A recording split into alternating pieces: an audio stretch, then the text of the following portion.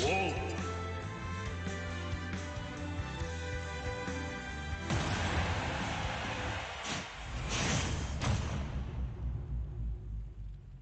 Three, two, one, go!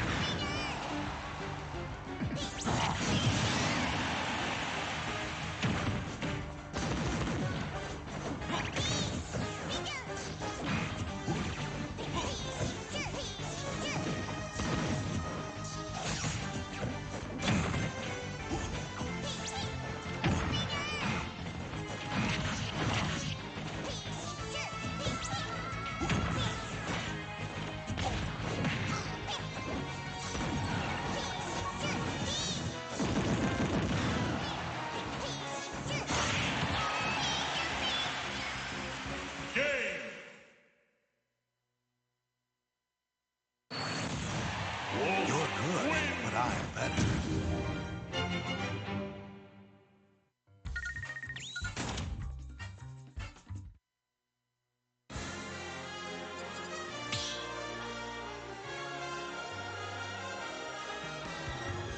Start battle!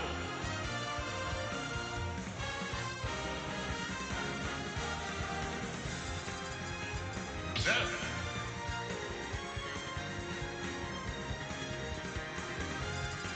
B2!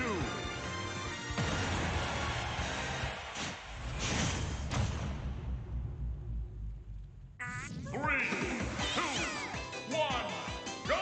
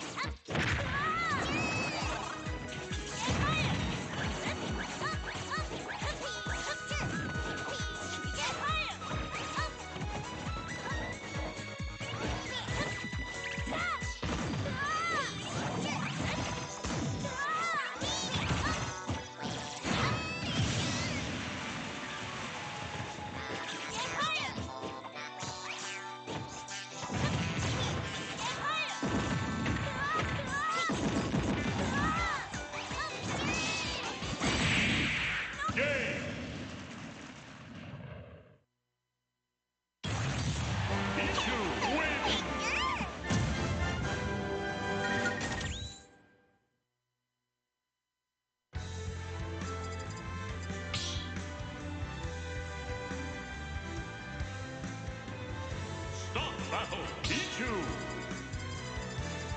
Death.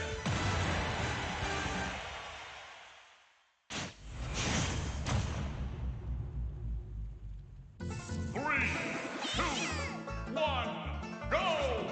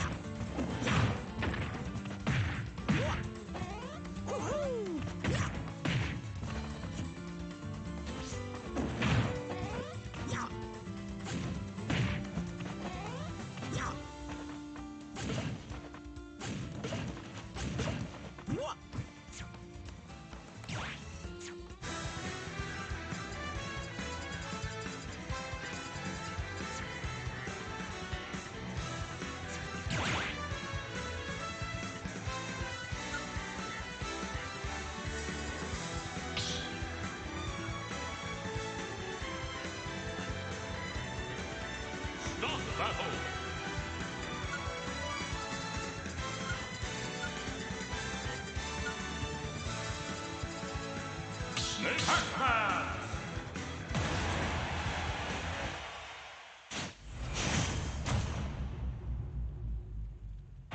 3, 2, 1, go!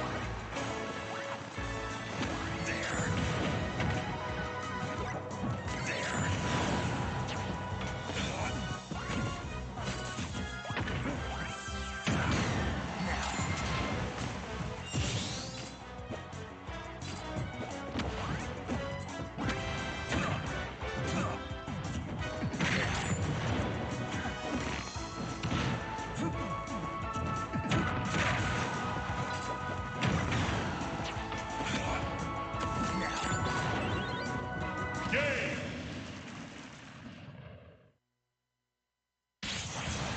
Snake wins!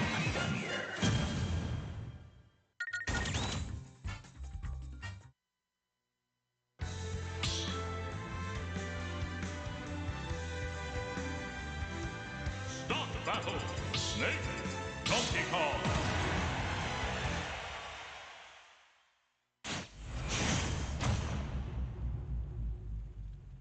3, 2, 1, go!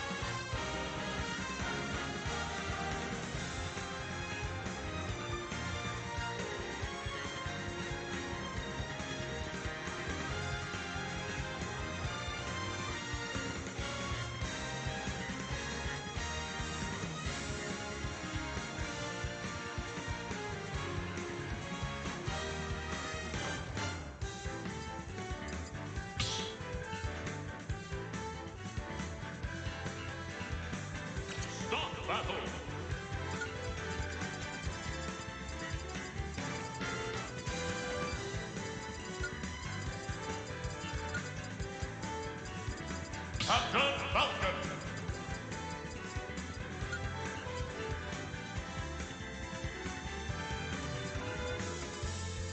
Club.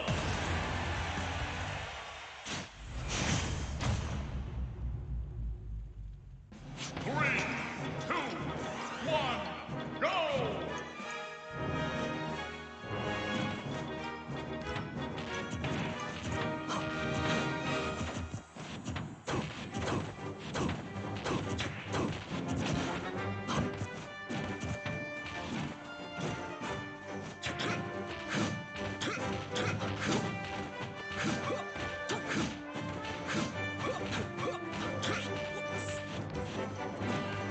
Club win.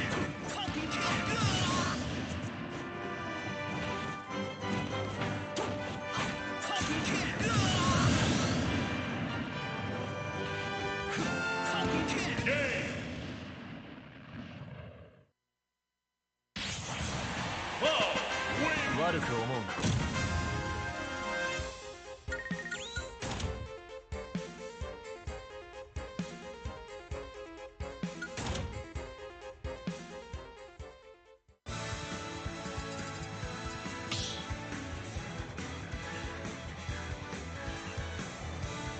Start battle. Captain Falcon. Club.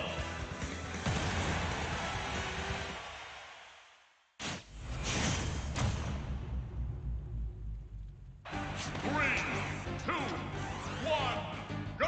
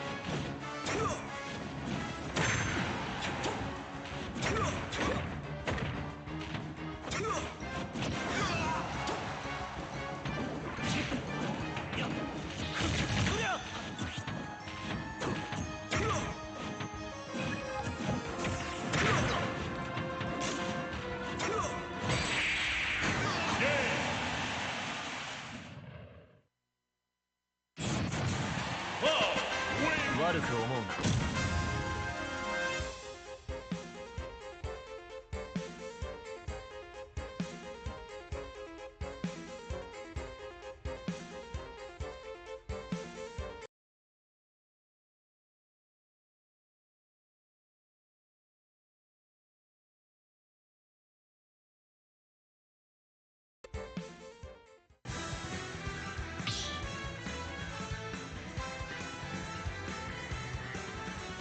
Stop that Captain Falcon. Slow.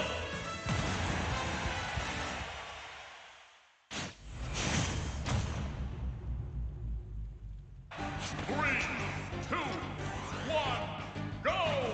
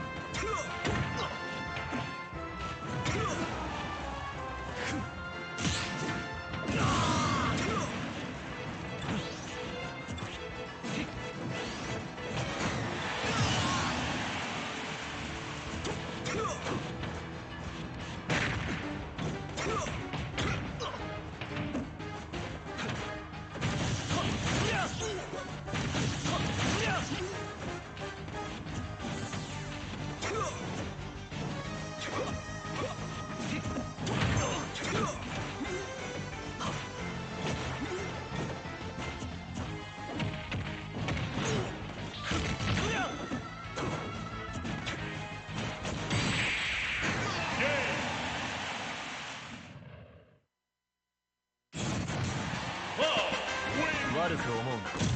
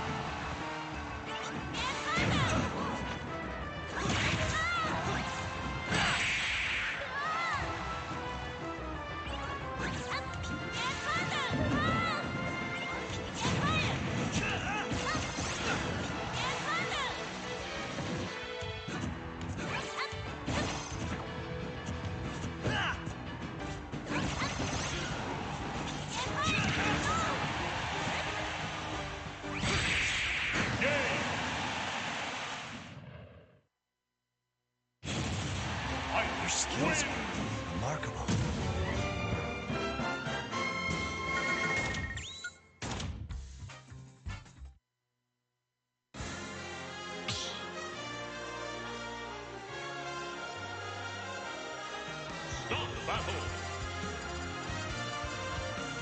Fight!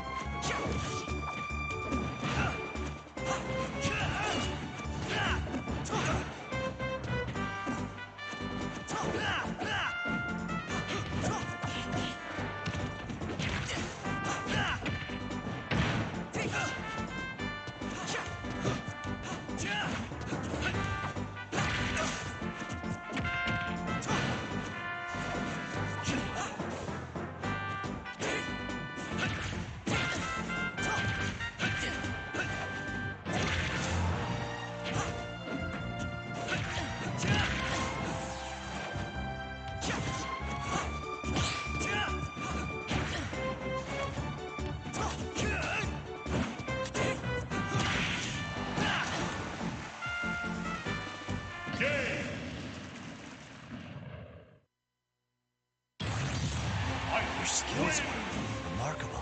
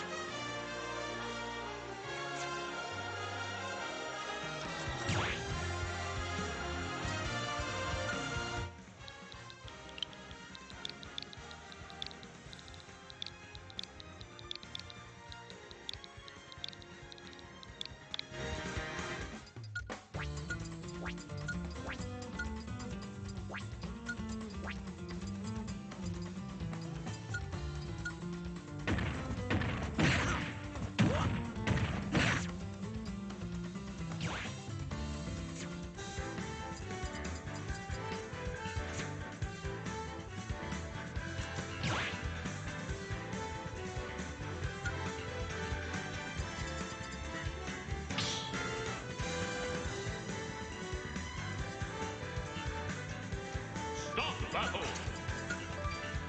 Go! Brawl!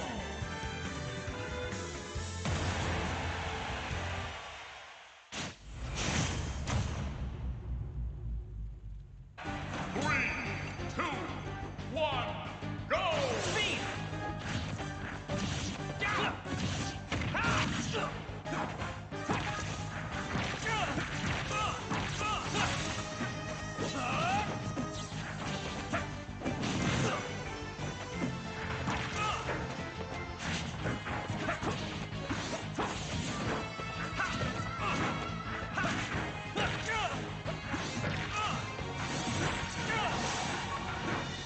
And slash!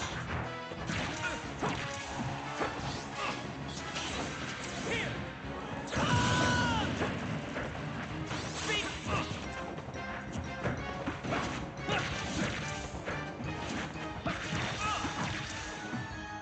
And slash! How about this?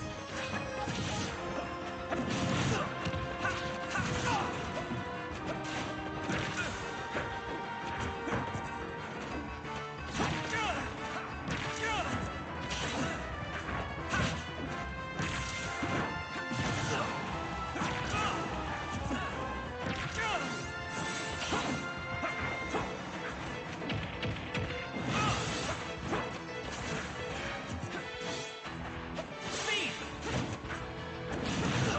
Smash!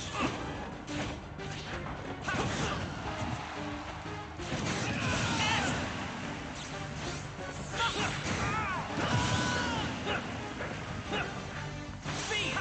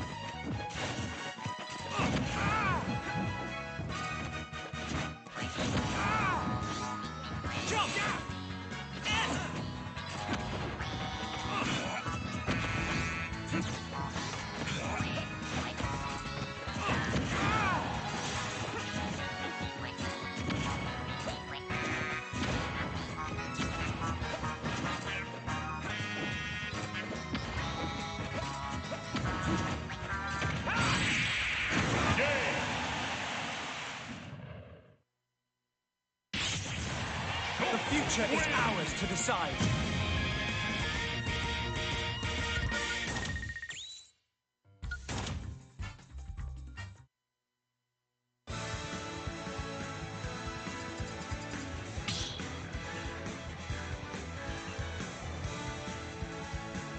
Start the battle.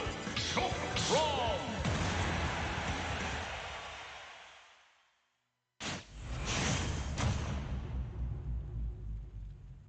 Three, two, one, go! Speed! Yeah! Huh! Ha! Ha! Ha! Ha!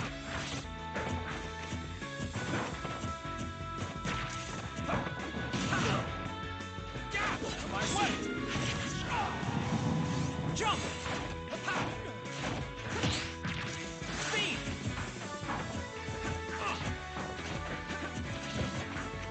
Yeah! Ha! Smack!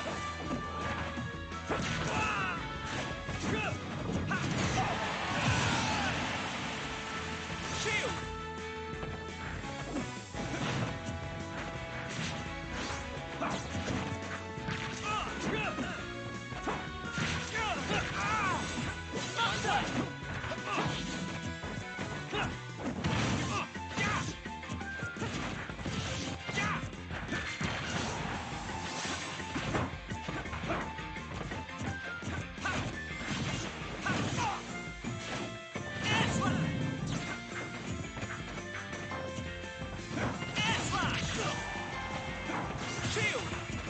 Shield! Smash! Ha! Speed!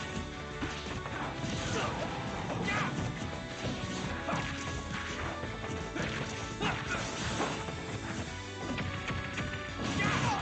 Smash!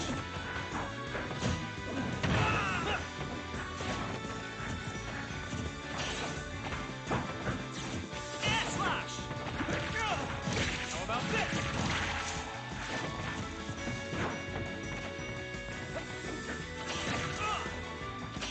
How about this? Smash! Yeah! Ha! Back shoot! Yeah! Speed!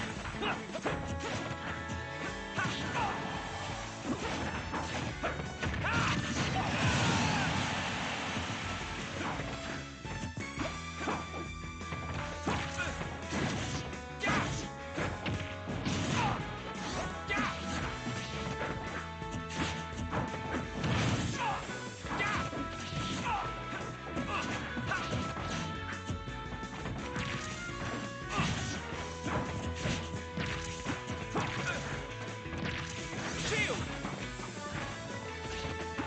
Speed! Smash! How about this? Yeah!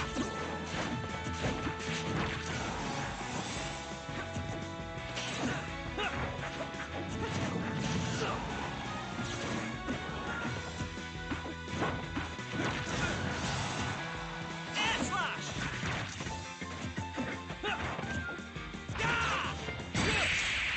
Yeah!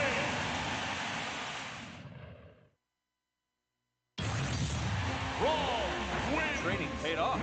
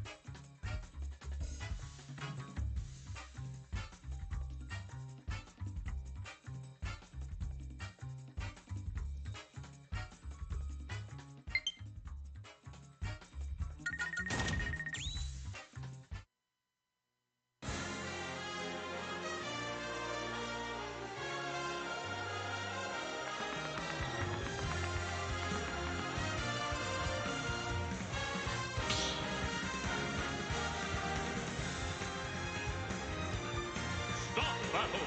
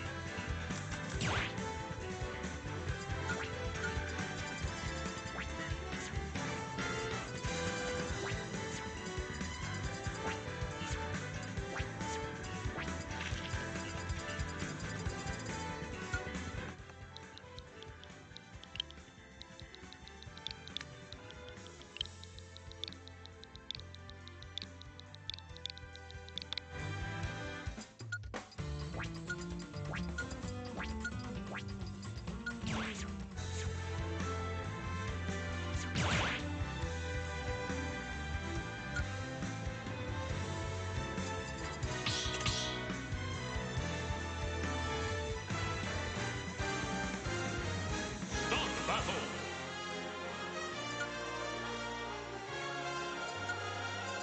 Roy.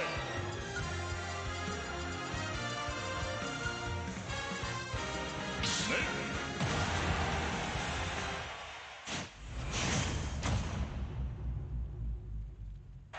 3, 2, 1, go!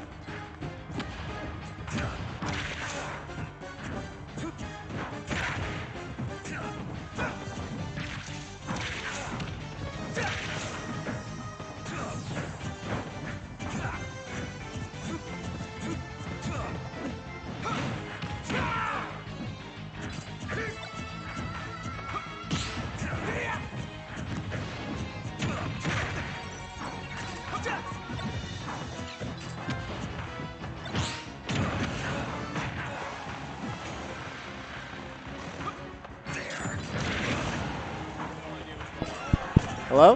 Hello, hello. Oh, yeah, that's it. That's it. All right. What's good, everybody? Dwayne Thing here on the mic. First time out of Juicy Weekly, so definitely. So I'm free more these days. Going to be coming out here more to give you guys actual commentary. Don't know how common that is over here, but definitely looking forward to seeing everything. So this is my first time ever seeing Evan, of course, Goblin, mainstay over at CFL SmackDown. Always got first place, I think, at the last couple of, I think the last 4 in a row, if I remember correctly. So definitely has a good record for him. Evan definitely has work cut out for him. Right now, looks like he is. Yeah, it looks like he's on his final stock as far as I can tell. It's a little bit hard to tell where the winner's quarters is being placed, but definitely has his workout cut out for him at the moment. 128%. Goblin has already lapped 1%, and that's going to do it. So Goblin looks like took the first game. Oh yeah, so that's looking like it's game 1 here. This is kind of an interesting matchup to see. Snake versus Roy. Snake definitely going to be the character that wants to sit back, set up. And now that he's being put into a faster engine, it's a lot harder for him to get those things out there, especially like against a quick character like Roy. Roy, you know, always had really good speed, always really good at closing in the distance. The biggest thing is like his range is good, but not the best in the world. But they did make his sour spot a lot more useful in this case. So even that range thing is still extremely good to have. But actually making the switch to Cloud, so definitely a matchup that never existed even back with Project M. Only has been made possible in this game. So I would like to see what Goblin brings to this table. Obviously, the main thing that Cloud is going to have is just the fact that his sword is so big and huge that it's going to be really hard for Snake to play around that, especially given the speed of Cloud. Able to get him pretty nicely. He should be able to space around the grenade so it won't blow him up, but that's definitely not a guarantee. Definitely an interesting fact about Snake is that if you are dealing with him the grenades, the explosion hitbox is bigger against an opponent than it is against himself. This means that if you are spacing him out, it's more likely, and the grenade blew up, and Snake was closer to the grenade than you, it's more likely to hit you than it would Snake. So definitely, that's something I always keep in mind when you're fighting him. So now this is going to be the part where Snake is always going to struggle the most, is getting juggled. Can't really do too much. Once he's in disadvantage state, he can just pull out some grenades, but obviously he can still get hit by those. Especially against like a character like Cloud that is so good at juggling, that's just going to have to be a place that Evan's going to want to be in at all. The Nikita pressure is pretty scary. Good on him to hold shield there because that last hit does extend quite a bit further than you would think. And speaking about extending right there, that F smash, that final hit could have put them right there. Good setup there by Evan. Just making sure that Goblin is going to get hit by something there. Evan going to finally take his first stock. I like that setup coming from Evan, although Goblin could have technically just ran off and pressured him because he was invincible. It still just forces Evan to not use his shield there in that scenario, so he can't really stall him out there. Also, by just having that C4 placed there, it would make it hard for Goblin to really challenge him there. I don't really like that C4 placement, so I definitely like him just resetting in that situation. Goblin had his back turned to the right side of the stage, and he wasn't anywhere near the left, so it'd be a little bit hard for him to utilize it. Okay, doing the ally cover there. Oh, and Goblin Man, no fear right there. Just going out there and cost slashing him. Goblin definitely knowing what he needs to do in this matchup.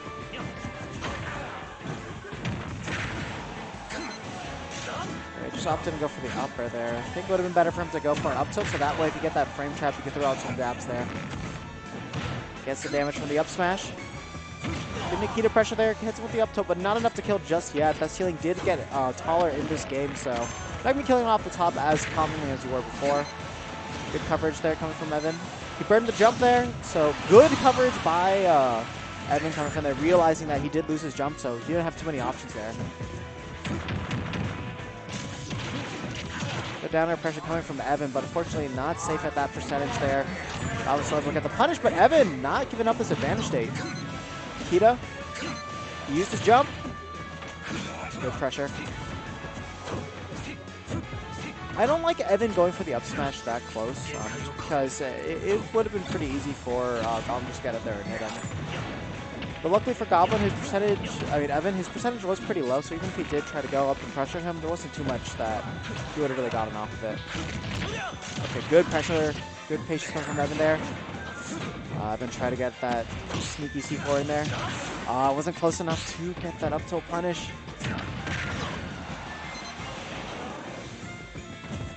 Evan really needs to know his distance on that up tilt. Those moments I like to see a dash attack come out. Oh man, the copter there coming in pretty clutch for him. Just busting out that, oh man, he didn't get to keep his jump. Well, lucky for him. Goblin not ready to come in and punch that. Back air! Gonna do it, even with the limit coming in there. So Evan, Goblin showing that he doesn't really seem to have the Cloud as much unlocked. He's mostly playing off a lot of fundamentals. He at least had good situational awareness of when to take advantage of Cloud's limit and really punish Snake when he's vulnerable. But it's just he just always looks a lot more comfortable with Roy. That's what it mostly comes down to. The other thing too that Evan was really good at was punishing all the recovery attempts from Cloud and making sure that whenever he sniped that jump, he was just dead. And I think that was something that Goblin wasn't really thinking of, was that how vulnerable Cloud is once he loses that jump. And that cost him a lot of stocks in the end. Immediate C4 drop a grenade. I can't tell if Snake's grab range is actually that good. It seems like he may not actually get that much range on there. Of course, coming forward with a fair like that should be no issue for him to grab it.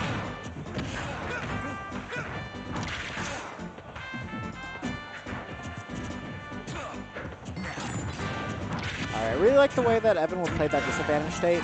Just waited patiently, and then just threw out his option, and Goblin just not reacting properly to it.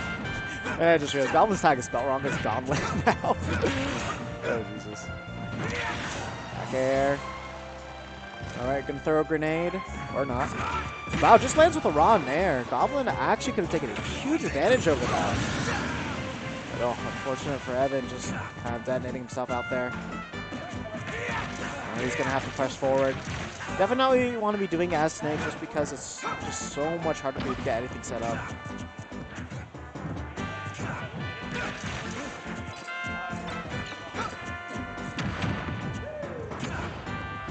Definitely one thing I really got to commend Goblin on is he really knows how to deal with these grenades that Evan's throwing out.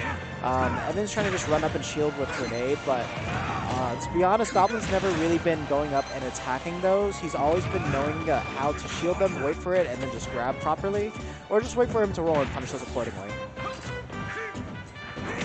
Yeah, like right there. Goblin was ready for the roll, but he was just off on his timing and punish there.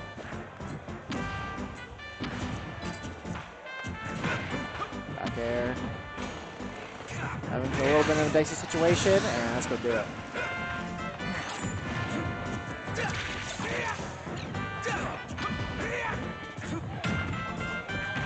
Evan's got to be really careful about how he's just going and attacking. He's not really focusing on setting up at all. He's trying to just rely on Snaking's raw boxing potential, and it's not that good. So he really needs to be focusing more on getting all these setups. He does have 5 minutes to play with, so in his book, he should really be in no rush to get all these things. Like he's just running up and grabbing, running up, throwing out these dash attacks, these up tilts. When he just really needs to focus on getting these grenades out, placing these C4, and just come up with a smart game plan. That's not what I'm seeing from him at the moment. I'm seeing just a lot of like raw primal aggression coming from him. There we go. Now he's finally getting those grenades out, setting up the Nikita to just kind of interfere with him in certain places. Got a C4. And not sure if it's a parry attempt there or jump out of shield, but Goblin gonna be getting them, and that's gonna do it. Oh, thank you so much. Good boy. Yeah, so Goblin taking that with a clean 2-1 right now. And I got Dyer, I believe, sitting in the other side of quarters right now, or not, we're in semis, so we'll have to see. Oh, man. Oh, thanks.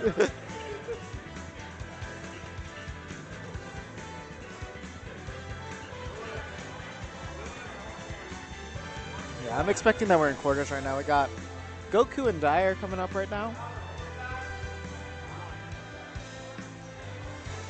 Okay, we got all that water out there. No. Okay, so I believe Goku's still sticking it with the Raw Cloud. So honestly, I don't see too much Cloud gameplay in this game. A lot of the Cloud mains sort of dropped him since he's no longer like, you know, pretty busted like he was in Smash 4. He honestly became a lot more honest and a lot more fair this time around, and I honestly do love the changes that they did to him. Like, he still feels powerful, but just not like the most oppressive, overwhelming thing anymore. Like, there's a lot of good, solid counterplay to him, and it just the hitboxes just match what he has now. So we're gonna get Cloud Wolf now. So this is actually not a matchup I've really observed, but I can see this being a very even matchup. Obviously, Wolf is going to sort of have the neutral advantage with the way that he's able to control the ground with that laser. Extremely impressive tool. And to prevent Cloud from really charging up that limit, just because laser is so fast, covers so much ground, it is so spammable and safe, that it's like, it's not even going to be really that good for Goku to just go up and pressure him.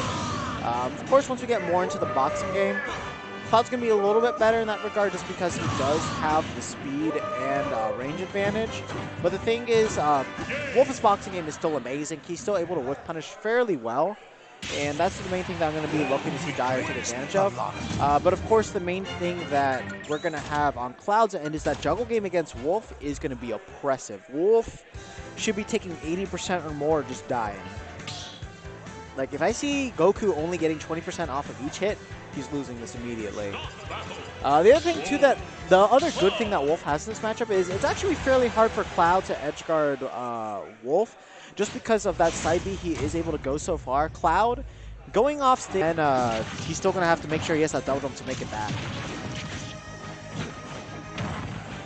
There. Oh, goes for the jab block there. Probably wanted to go for jab, jab, but second jab not connecting at all.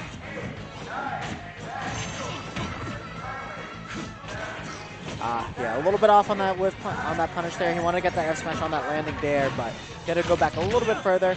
Good patience coming from Dyer there, knowing that if he burned his double jump, that would catch him. But good coverage on Goku's end too. You do have that, I believe it's 10-second timer on limit, so you need to know when to use it. And honestly, he covered a very good option there. Most players in that instance would jump back. Oh god, that F tilt, and that laser is going to seal it out for him. Not being able to have that limit on deck to guarantee a recovery is going to make this a lot rougher on Cloud's end. And because of that, that laser is going to be so good for edge guarding Cloud.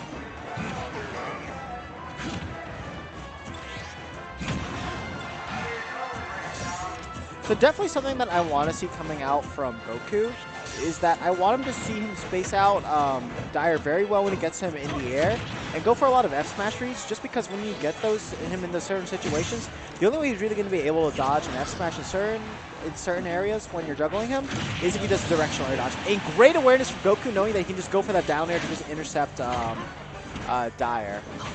That's another thing that he can do against the side B. Of course, you need to have good timing against that. But, and also if Dyer angles are proper, he will be able to punish Goku for that. But against an up B, always go for that down air. Okay, down throw. They didn't want to go for the suicide in that situation there. And I believe once Dyer gets comfortable, he can parry down smash the downward hitbox of that climb hazard in order to just kill Goku. I like the option coverage coming from Dyer there, but still going to get punched by Goku. Finds his way down. That's going to do it. Just a raw back there. Feel like that might have been some sus DI coming from Goku there. Mostly because we didn't see any red sparks at all, but Dyer's still going to take that. Fair to grab. Good confirm there. Dash attack as well. Good on Goku not to burn his jump there. If he did, that actually would have stopped the end for him. Okay, back throw. Okay, just try to cover an air dodge in that situation. But I'm not sure if that's the type of commitment you want to be making against Dyer. Oh man, didn't try to cover that platform with an up air. He gets on a short hop up air there, would have been a non-commitment from him. You're either going to hit him or he's going to directional air dodge away, you still get a punish. No reason not to go for that option coverage at all.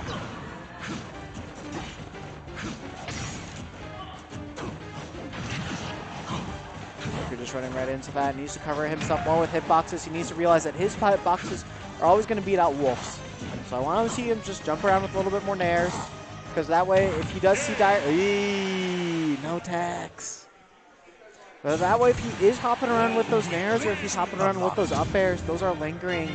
And it is going to safely cover him when he's trying to come in like that. And if he does that, like, Dyer's going to have to think a lot more about coming in with these hitboxes. Right now, he's letting Dyer just get free reign over him. And Goku can't be doing that.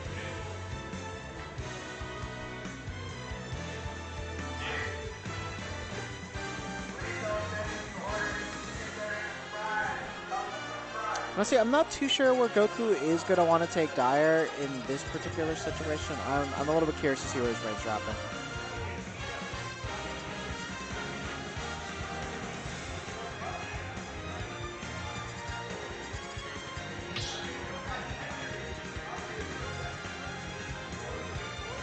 Stop battle. Whoa. Oh.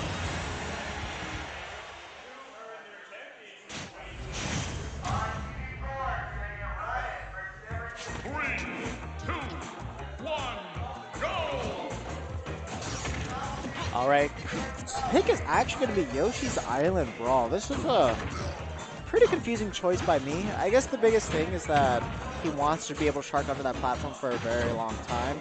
And he is going to be able to use the angling of the lower land really well with his down tilt. Since his down tilt will hug it, it's just going to give him all these opportunities to get these really cool punishes that he normally wouldn't be able to get. So probably to help himself get around that laser, that's something that he's going to be utilizing. He burned his jump, touch ground, land safe. Definitely good use of limit there. Good use of cross slash. See, like right there, he could have thrown out an air. And the only way Dyer's going to get around that, it was if he was able to shield in time or maybe teched in place. But even if he teched in place, I still think Goku probably could have gotten a frame trap off of that. So I want to see more of these nairs when he's coming up and approaching. Okay, there we go. Yeah, wasn't able to sweet spot that ledge there. The up tilt going to easily take that away from him. That's definitely one huge plus that Wolf has, is that he gets so much range off that F tilt that he's able to easily outrange things like Cloud Sword like that. And because he decided to go for that charge there, that laser just annihilated him. I bet you he could have outbeat and still made it back, but not today. Okay, good on Goku to do a directional air dodge in. I was expecting Dyer to look for an air dodge and get that down air, but Goku not getting it down.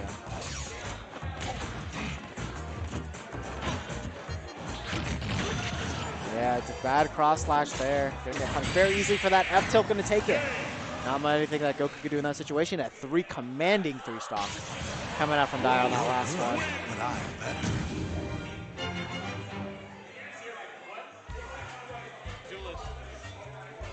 All right, so I believe Dyer moving on to winner semis now. We also had Goblin that moved on too. I feel like that's going to be the matchup that we're going to be seeing once we get to winners finals, Dyer versus Goblin. Very common thing that we always saw at SmackDown. I expect it's a very common thing that we see here as well.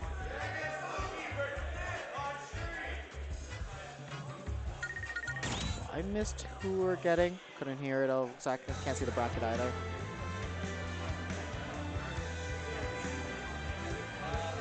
So let's see what we got.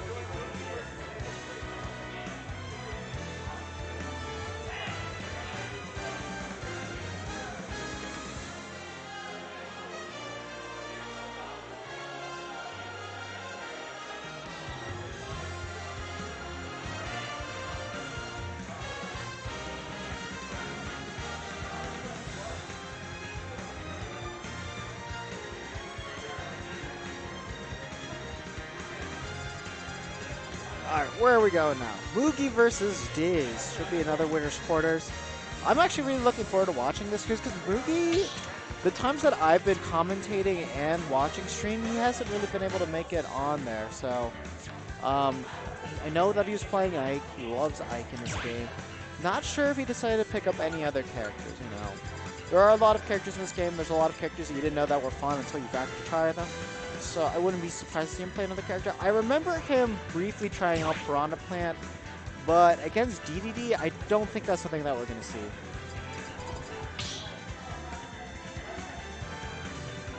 I know Diz has been playing a lot of DDD.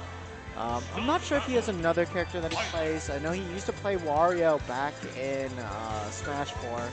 Wario, definitely a very solid character in this game too. I would not be surprised if he had that. I think he's also part of Plank Gang as well. But obviously not pulling him out there. Honestly, Piranha Plant versus Ike, I can actually see being not a terrible matchup just because this is going to be a character that Piranha Plant would actually be able to camp out, so that way he would be able to get his setups there. Ooh, that's a very clean punish on that F tilt there coming from Diz. And obviously, this was a matchup back in Smash 4. Definitely not anything that would be too bad for DDD, just because he was able to box with Ike and edge guard him, get those ledge setups in. Gordo was definitely a lot easier to deal with, but it was still something that Ike had to deal with. Didn't have the fastest buttons in the world, so unless he did like a hard read on the Gordos, he wasn't able to get that out there.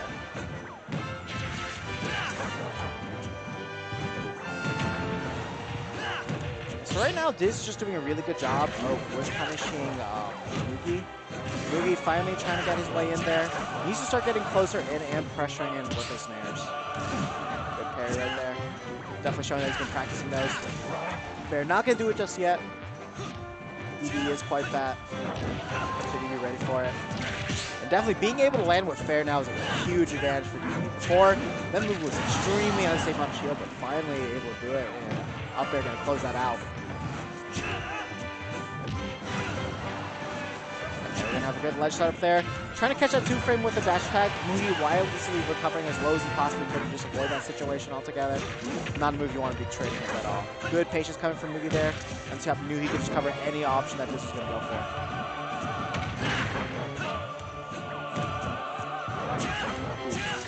Barely will just space that forward air. Gotta just roll around that. Oh my god, that was so lucky on his part there. That's gonna do it.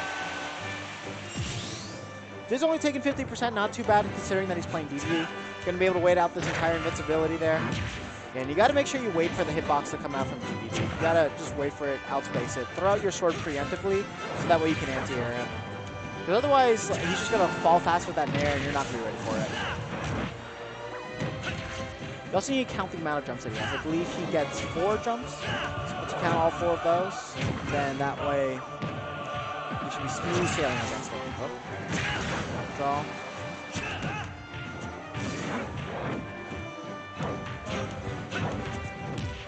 Alright, I like that pressure coming out from Diz there, just doing a wall of back airs there. That move being just so much safer than it was before.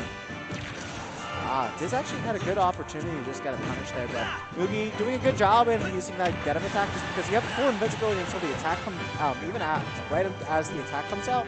So that way it actually would have been very hard for Diz to actually beat that out because most likely he was going to throw out an attack to cover that re-grab. Back they're going to do it there. Game's still really close though, so Mugi can't be off the ropes just yet. Really good jab setup right there from Mugi. Able to get that spot dodge in time to avoid the grab situation.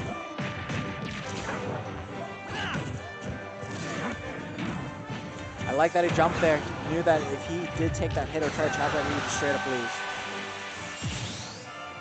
There's something you should consider for the next time though, is that he does have a counter. So as he sees DDD coming out, just throw that out and he should just be able to straight up beat it. Oh god, just got that in time in order to beat out that F smash. Okay, up there. Okay, I like that Diz didn't opt to go for a Gordo setup there, just because him being that close to Mugi was definitely a lot more valuable in that situation.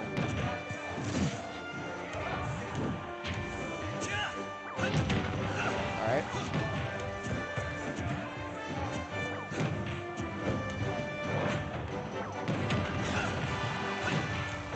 Another Gordo there. Free open season here, and that's... Oh, still going to lift that. Oh, that was really unfortunate from Diz. Definitely meant to do a Gordo there. Nair? Not going to do it just yet. Not vertical enough. Oh, didn't have to do a down tilt there, or an F tilt. I feel like an F tilt would have hit him. Oh, good auto cancel there. Actually, technically not auto cancel, but it was a good dodge, good awareness. Up air! That should do it! Yeah, clutch setup there from Mugi, just knowing that he could utilize those platforms to get that ladder there. Definitely, though, I want to say that was a huge errors on Diz's play there, just because he had full availability to go to that ledge there, but instead he decided to go for the most unsafe option that had not worked once yet. It's not like he just pulled that out as a final trump card. Mugi was consistently showing that he was ready to jump and avoid that situation every single time, and Mugi just, Diz on his part just didn't adapt to that. Just opted to go for it. You gotta realize when you're playing these smarter players, you need to go for those safest options that you have. 2, 1, go! And still, I do believe that he had a really easy punish where he just finished him off with either an F tilt or just like an easy down tilt.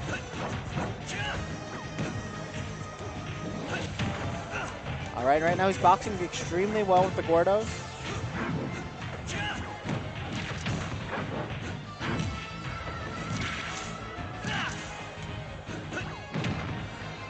Good spacing on Diz's part right now. He's got a really good sense of the range that Ike's sword has. Probably got a lot of that just from being able to play shutting so often back in Smash Nights. Oh, okay, good read on Mugi's part, just waiting for his opponent to react. So definitely something that's notable as Mugi as a player is that he is a player that loves to wait. Like, he'll wait for your reaction, always loves to do a lot of empty hops. And I think that's something that a lot of players in this game aren't too used to fighting just yet. And I want Diz to kind of pick up on that trade of Mugi's and just start to throw out a hitbox just preemptively in those airs, just like that, instead of throwing out that spot dodge there. Like, I think if he throws out a lot more anti-airs like that up tilt, he's going to be able to get a lot more punishes on Mugi than he was finding before. Up tilt, even an up smash too. I know up tilt's disjointed, but up smash is going to hurt a lot more, and it's going to force Mugi to get those trades if he's planning on going for that nair. Up tilt lasts so, that nair lasts so long. It's so incredibly easy to catch Mugi too.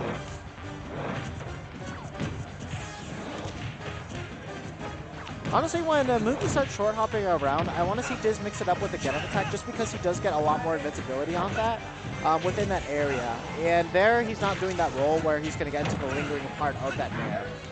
So it might be a good option for him to go for it. If he can outrange a dash attack with a back air, I want to see him doing a lot more camping with that back air. Nair up tilt seems like a safe pressure option that he has, that he's able to get frame advantage over Ike. So definitely something that he needs to keep in mind.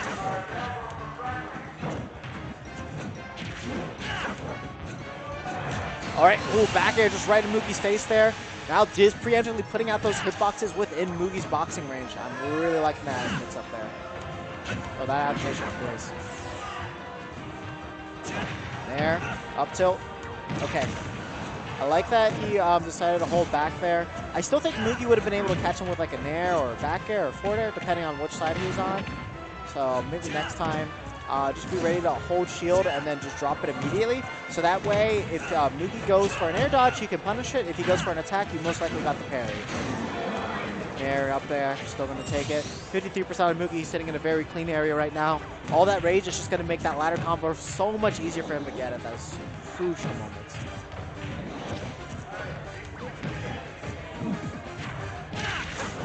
Okay, yeah. That dash attack was going to make it really easy for him to get that punish on Diz. Honestly, F smash, once it rips, not too easy for the characters to punish it. And god, Nair, even with that parry, Mugi's still not able to get the punish on it. Kind of goes to show you how safe of a move that really is. Good shield pressure coming out from Diz. Oh, perfect timing on Diz's F smash part. Also made sure he got that spacing on that too. Countered the Gordo, countered that dash, that get up attack perfectly there. That's what you want to see from a DD ledge trap, especially against Ike.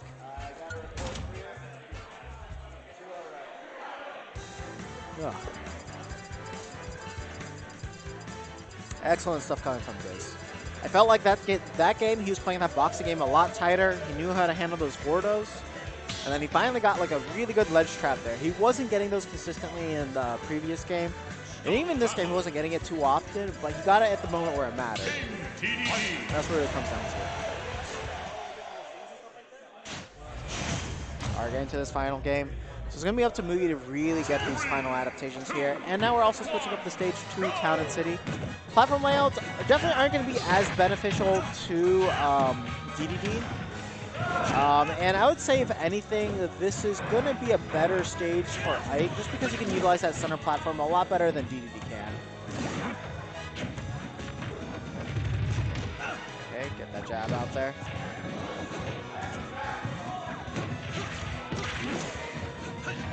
So definitely, I haven't been watching too much Zaki in this game, but a lot of the fundamentals of DDD from Smash 4 carry over in this game and it just work.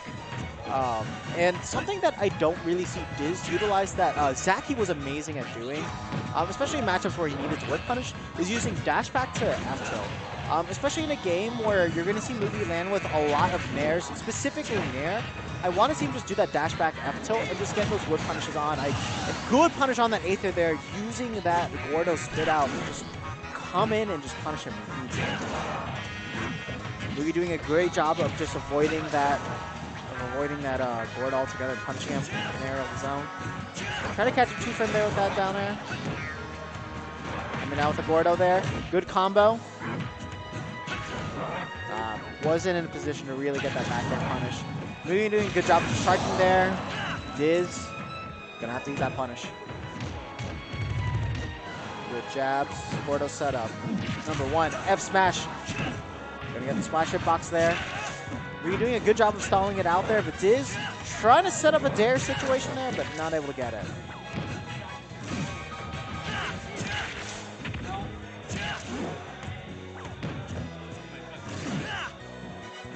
Diz is doing a really good job of knowing when to time that Gordo properly, so that way it won't just come up on that platform.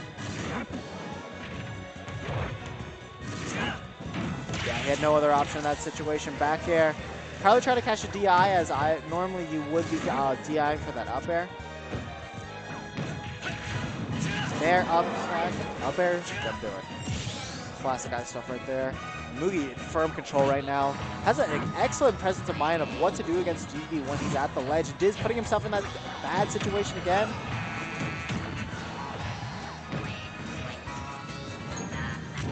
Yeah, Mugi was actually in no position to go.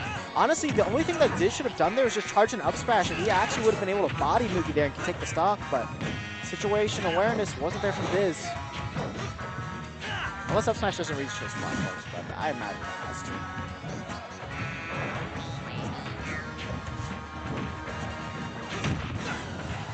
It's like they're in a situation like that, Diz could have just ran back F tilted.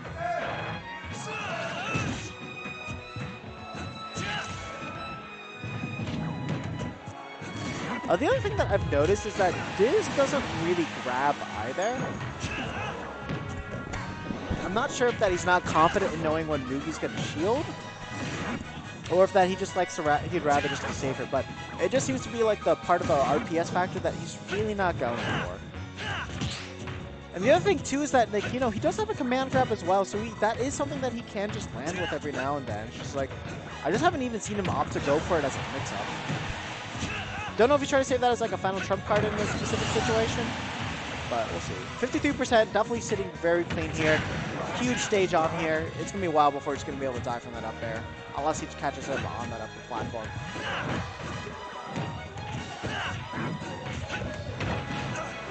Okay, getting that F tilt. Oh no, definitely didn't mean to do that. Probably meant to just neutral do something else. Maybe an F tilt, down tilt.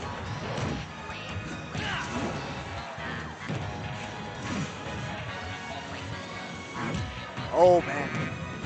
Okay, good area to be in from Diz, but Mugi, luckily enough for him, was able to get that punish on the Gordo. Yeah, Diz doing a good job of covering himself. Covering himself again. That was actually a pretty easy nair to parry on his part, but not gonna get it. Oh man, that was an excellent setup coming from Diz there. He even had the air dodge covered with the Gordo, but he has himself in such a scary position again. But he's able to get that fair there. Jumps, lands. That's a scary situation for Diz. Not in the area that he wants to be. That star coming in super clutch for him. If it wasn't for that. Ah, but he's still going to take it there. Back air so good coming from Ike. He can barely clutch it out, but it's getting his teeth. Man, that was a tight set.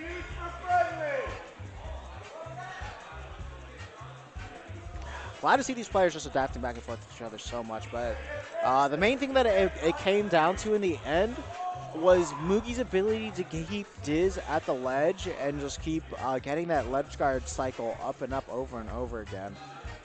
Like, Diz had his moments to bring it back in those moments. Like, Mugi actually gave him openings there, but he just didn't hold his ground when he really needed it to. So, main words that I really want to give to Diz is just focus on that grounded boxing game of DDD. Really work on that whiff punishing against sword characters. Because, like, once he has that down, his DDD is going to get 20 times better. Because he's got the projectile game down. His ledge touch could use a little bit more work. But that whiff punishing game is the biggest thing that I notice is lacking on his own. I need to see him tighten that up immensely.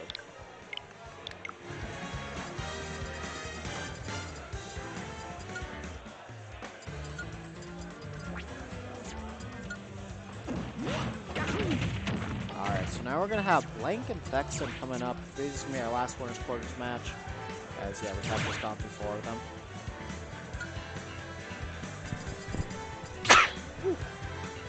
Excuse me for a moment.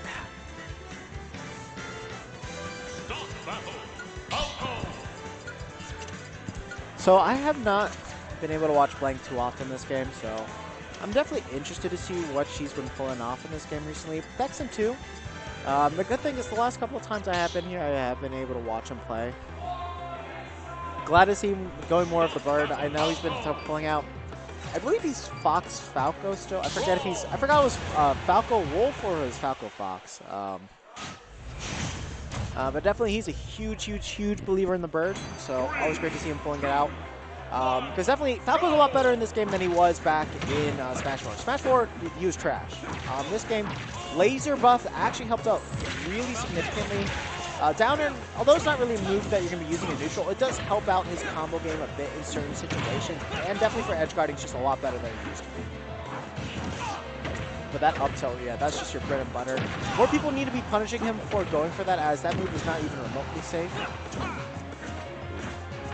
F smash, definitely not a safe move either. I don't think it's safe against Chrome. It's just down tilt to F tilt. Such a potent kill option for Chrome.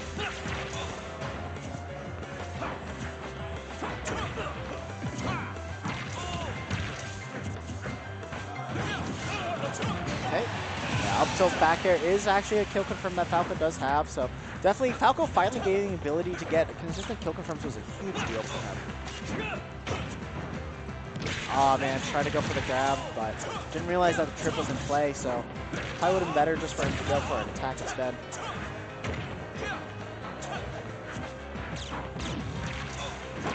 Ooh, yeah, that's going to be an easy kill confirm coming from Blank. With that F fair there, so going to eat a meaty punish there. Up till doing a good job of hitting from behind, but unfortunately wasn't really able to get his combo going there. Ooh, okay, good get up attack coming from Blank there. Easy counter for that down smash attempt. Also, Blank doing a really good job of using these up Bs out of shield. It's an easy way to get damage out. Eesh. Yikes. Honestly, Chrome's F tilt is like a top 10 move in this game. Great pressure, great kill move, good for spacing. What does it do? It does everything you want it to do. Definitely, I think Chrom is also just a character that's very well suited for playing, just because Chrom does have a lot of creativity and combos, and he has that speed that Sheik had. So basically, he gained that kill power by sacrificing like a lot of the safety that Sheik had with recovery. He still has like that dominating neutral presence that Sheik had, but now it's just a lot more things connect, and just have a lot more easier ways to kill. So I think it was a great character choice on Blank's part. Good laser shut up there. It's an easy way to take the jump should they beat you. Jumpy there. Ooh. Good roll in there. Blank wanted to just cover the tech in place. That was the option that Thexan was going for more so often. So let's see how often Blank is going to be able to pick up on the mix-ups. Interesting trade there. You almost never see hit one of up smash traders on attack.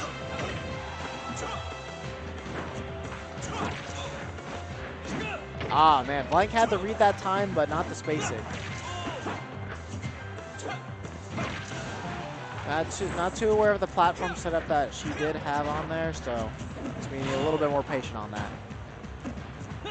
Okay, I like him not going for the illusion there. Yeesh. Oh, excellent down there coming from Blank. We'll take that stock lead there. Man, Blank actually not getting that punish on the up tilts, just rolling behind instead.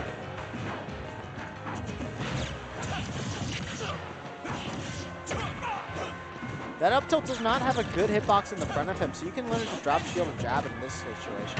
Oh, good cross up coming from Blank too. I didn't think he would actually have enough ability to cross up from that.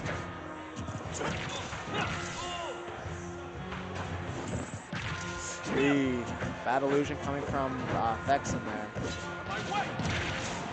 And able to get enough range there. Excellent F tilt. I like the Firebird for the timing mix up there. Good on Blank to know that you do have to shield that landing hitbox. She has played Thexan on that. She's probably aware of that. Yeah, gonna be a pretty easy fair to get intercept there. Thexan's really got to think about how he's going to approach this next. Raw illusion, probably not the way you want to go. Get those lasers out there, force that jump, hop that jump. Yep, and that's going to do it. Try to go for the suicide attempt there.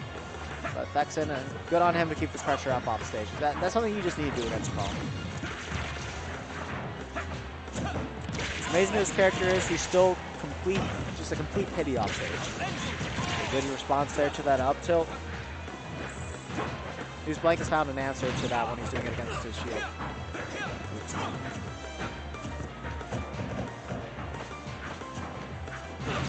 Okay, up throw, back air.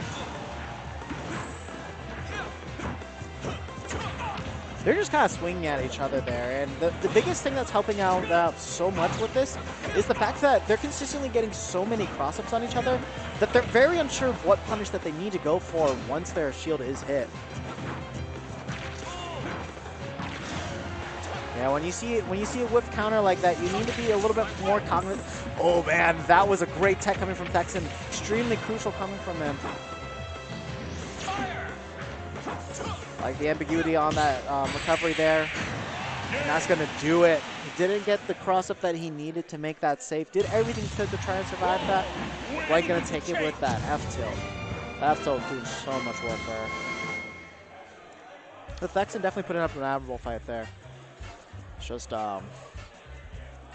you know, you just kept swinging non-stop. And when you do that, you're eventually going to find a way to get yourself hit there, just because you are doing these unsafe things. So just Blank needs to recognize that, throw out that F tilt, it's over. All right, so we're going to be moving up to winner semis now. Let's see who we get.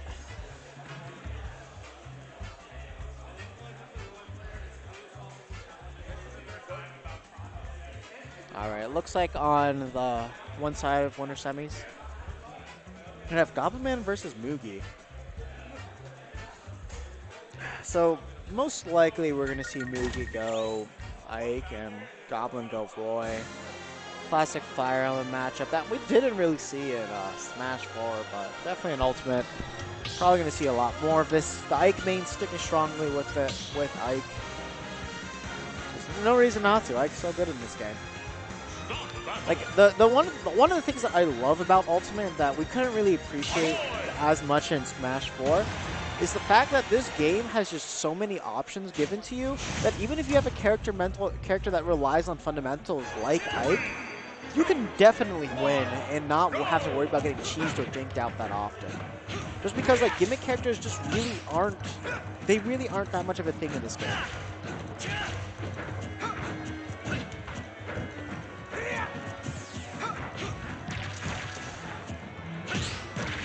Okay, up tilt coming through there. Going for an up smash there. Interesting choice. Probably just doing that to cover the neutral air dodge, but Mugi going for a directional one and able to get around that. If not, just drifting enough. Okay, good tech there. That was a crucial one. Otherwise, Goblin was going to get something really disgusting on him. Okay, going for the back air there. Knew he couldn't get the kill just yet.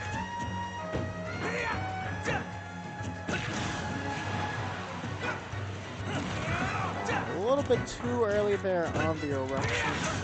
Not going to be able to get it.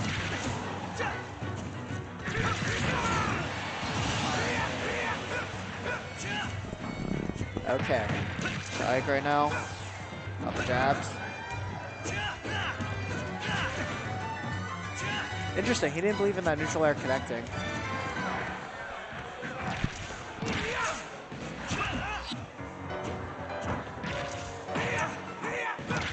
Ooh, caught the quick draw there.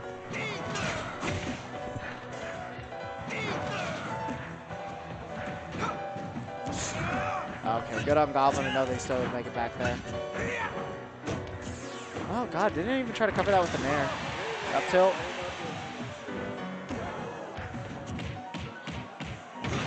Forward throw.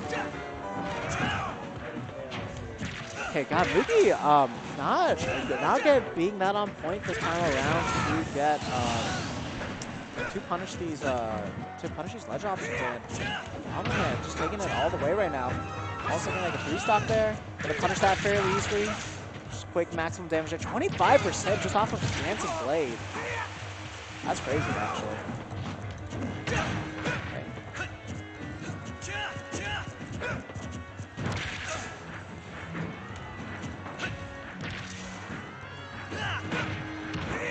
Okay. Oh man, I'm surprised Goblin did not go for the ledge trap setup that he had right there. Like Mugi's tech options were just limited by the fact that you can't really roll that far past your opponent. You need to make sure you get that full distance. So Goblin could have easily just got an F throw and F smash there.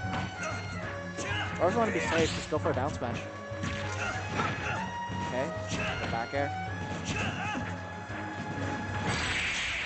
And that's going to do it there. Oh man, taking that first game pretty commandingly so far.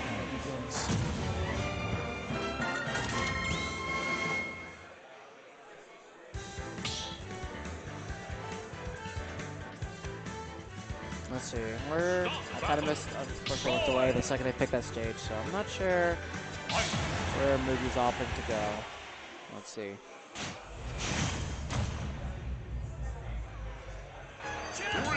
Okay, just wrote the run back here. I don't necessarily disagree with this because I don't think it's really a stage I lost of it. It's just more of the timing of his attacks not lining up with what he needed it to be. Yeah, that was definitely a little bit greedy on Goblin's part, but he was definitely trying to catch something there. Okay, good patience from Goblin there just to punish that directional air dodge in. That's the thing, when you're put in disadvantage, sometimes you just need to make these plays, and if your opponent's patient enough, then they're just going to punish you for it straight up, but otherwise...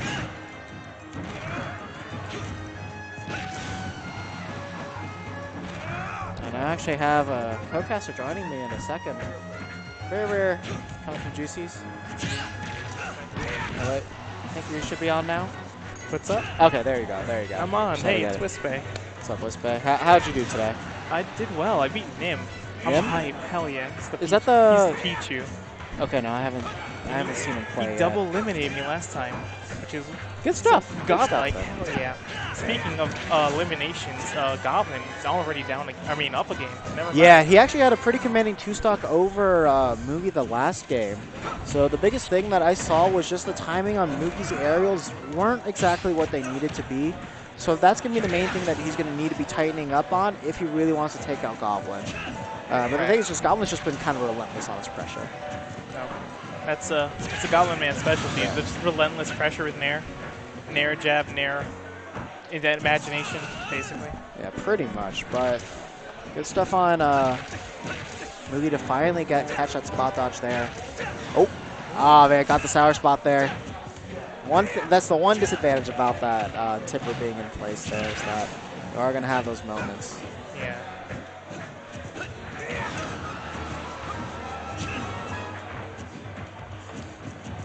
Have you been able to fight any of these players that much in this game or not? Not Goblin. Not recently at all, no. And Mugi, even less so. Okay. I actually heard earlier Mugi was going to take a little casually, but I guess since he chose to play Goblin today, he's like, you know what, might as well bust out the Ike, show him how it You're very closer to you. Closer? Yeah. Like that? Yeah, there we go. How does my voice sound now? A lot better. Ooh, yeah, there you go. No, I mean, Mugi's always kind of had like that on and off relationship with like any platform fighter that he's played so far. So he's just super talented in general, honestly. Nah, he is. I have so much respect for him because he picks a character and he commits. Yeah, well, that's like kind of always the biggest thing with him. It's like sometimes he'll have those bad tournaments where he get discouraged, but like the second he has that good one, he gets that groove again. You just kind of see that passion shine through with him. Exactly. That passion earned him that kill from the ledge, calling out Mugi's ledge jump. Oh man, not ready to get that turnaround grab in that situation. Those extra frames really do mess with your timing there. So Goblin just need a little bit more cognizant of that. Good jab, fair. Man, look at that spacing. Just utilizing the entire blade. Yeah. The Goblin Man at least did have the download on Mugi in that situation there. Oh man, he tried to go for the suicide kill there, but one of the things that I've noticed consistently about Mugi, and especially when you play him, is that he's a player that likes to wait for you, so he'll empty hop and short hop around you. And if you're aware of that, there's a lot of times where you can just throw out a hitbox and you'll actually catch him in the middle of it. And Goblin being aware of that, was able to get that whole situation set up. Exactly. Oh man, Mugi not waiting this time. Oh my god, just barely avoids it. Yeah. He's in a bad situation here. And Goblin actually suffering the punishment of the tipper. Well, all you need is one explosive combo from Goblin's Roy, and here it might come right here. Oh man, if he went for something more devastating off of that roll read, but that up there. Nair, baby. 1-1. Yeah. I'm glad to see that Mugizo makes that adaptation back. He really put Goblin just on blast at that moment. Exactly, and he had to stay on top of him because you really can't give Roy a lot of space to just move around you and wait for that one Nair into death, basically. Yeah. So I'm really glad that You thought they took Bayo out of this game, but you clearly haven't been in a Roy Nair before. got Roy Nair. I'd say Crom Nair is more of a Bayo thing. Because like that thing's guaranteed at least. Or Roy, it's like you at least have the chance of getting hit by a tipper in those situations. But against Goblin, nah, he's gonna be nice. He's gonna be nice about it. It's just that there is the possibility of things being mixed up, whereas Crom, you know exactly what you're getting. Right. Goblin electing for Smash Roll. I think overall this is sort of a better choice for him, just because once he does get that pressure started, it's going to be a lot harder for Ike to really get anywhere, and I feel like it's a lot easier for him to get back into it just because, you know, the frame data on Roy is overall better than Ike. Oh, definitely. You can. Roy just kind of dances around Ike, but Ike has arguably better conversions, I'd say. Yeah, I would kind of say they're a little bit even. But I would say for at least that platform, that does give Ike a little bit of the edge just because that makes his Nair kill confirm like all the dead ear with that up smash. For sure. Oh, now he's gonna. Oh, really? I could have sworn that he could have made that back unless they nerfed the distance on it. That was amazing. I want more of that. More of the most simple answer. Yeah. Goblin saw the entire test and he's like, I'm just going to answer A without reading the rest. Yeah. And it just worked. Oh man, right now that ledge pressure from Goblin becomes something else there. But Mugi has no fear running straight through Goblin. Can he get the edge guard? No. Anticipates that. Oh, no. He still. Oh no, he had the air dodge. No, that's it. And then he burned his jump because he had to use that to counter. Oh my gosh. He was able to make that back. Apparently. God, the resilience coming from Mugi. Ike must have been speccing into magic. The way he teleported into that ledge. Yeah. Okay. Both playing very nervously around each other. Yeah, I mean... One hit from any of them, just like that. It looked like Goblin actually did try to go for the parry there, but he dropped the shield way too early for that to work. F tilt. Calls out the roll anyways. Yeah. Goblin says, who needs parrying? Eat this tilt. And that F tilt's just so good to have in just for this game. Just because you can dash cancel into it, just makes killing so much easier. Oh man, he was gonna go for 3 in a row. 3 in a row! Oh god. Do it again, Goblin. Oh, come on, one more time. Oh. You know, against a player like Mugi, that might be really tilting. Exactly. Like, Goblin is basically going up to Mugi and saying, you don't scare me at all. Watch me up B 4 times in a row, and you still get punished for it. But the one reason why, even though it's extremely disrespectful, it's not the worst thing in the world to especially go against an Ike. It's not. It's a really good out of shield option. Exactly. Especially when Ike's going to be landing with that Nair a lot, you're just going to be able to take it right through. And with that, Goblin going to do it. A little bit of salty pop off right there. But Goblin just kind of exerting his dominance on that stage there at the very end. All right. So, Sister's actually going to close at 11 Pacific midnight today. So, do you want to do one more set to commentate, or do you want to leave now? It's up to you. I thought you were over there. I was so confused. I didn't see you this whole time. Yeah, I just came in and I commented. Can you unplug the GC adapter that's in that switch? In the switch, right there. And then the black one's inside. No, for no rumble? For no rumble? No, they had both of them. Put the black one inside, rumble on the outside, so when two wireless players come by, they unplug the rumble open and keep the GC plugged in. That's cool. Two wireless. That's cool. It's up to you. It'd be nice to practice commentary, but I don't necessarily need to. Yeah, it's a best of 3 sets. Let's do one more. I need to practice commentating this game more as well. Well, that's why we commentate. All right, so we're going to be doing... Pretend to know what we're doing. We're going to be commentating one more set here, and then we're actually going to be off the mics after that. So we're going to be covering the last of winter semifinals going to be Blank versus Dyer. So Dyer's Wolf was looking extremely on point when I saw it play earlier today. He's fighting Goku. You know, he knew his confirms, he knew his setups, he knew his neutral.